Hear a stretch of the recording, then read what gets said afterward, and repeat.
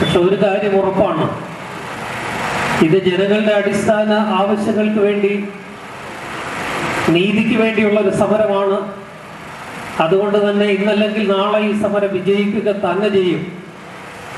ആ വിജയം വരെയും ഈ സമരം ശക്തിയായി മുന്നോട്ട് പോകും.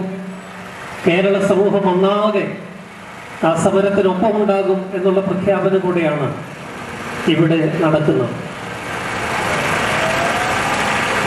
7,000 രൂപ ഓണറേറിയം ലഭിക്കുന്ന ആശമാർക്ക് അത് ഇന്ത്യയിലെ ഏറ്റവും വലിയ ഓണറേറിയമാണെന്ന് പറഞ്ഞാണ് ഈ സമരത്തെ ഭരണകൂടം തള്ളിപ്പറയും.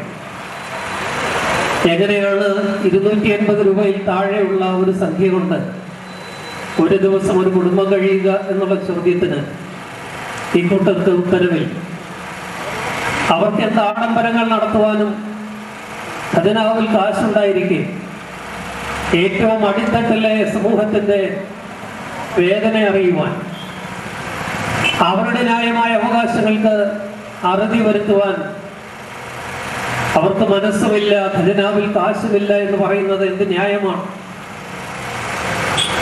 അതാണ് പൊതുസമൂഹം ആവർത്തിച്ച് ചോദിച്ചുകൊണ്ടിരിക്കുന്നത്.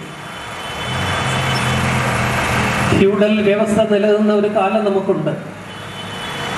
ഐതിഹാസികമായ സമരങ്ങളിൽ കൂടെയാണ് കേരളം ഇന്ന് എവിടെ എത്തി നിൽക്കുന്നു അവിടെ എത്തിയത്. അയിത്തവും തീണ്ടലും ജാതിയുടെയും മതത്തിന്റെയും വർണ്ണത്തിന്റെയും വർഗത്തിന്റെയും ഒക്കെ പേരിലുള്ള വിവിധ വിവേചനങ്ങളുടെയും ഒക്കെ ഒരു കാലം. കേരളം ഭ്രാന്താലയമെന്ന് സ്വാമി വിവേകാനന്ദൻ പറയുവാനിടയായ ഒരു സാഹചര്യം, ഒരു ഇരുണ്ട കറുത്ത യുഗം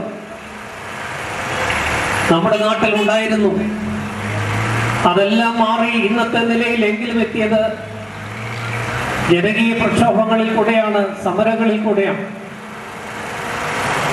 അത്തരം ഒരു ജനകീയ സമരത്തെയാണ് നമ്മൾ അഭിമുഖീകരിക്കുന്നത്, ആശാസമരത്തിൽ കൂടി.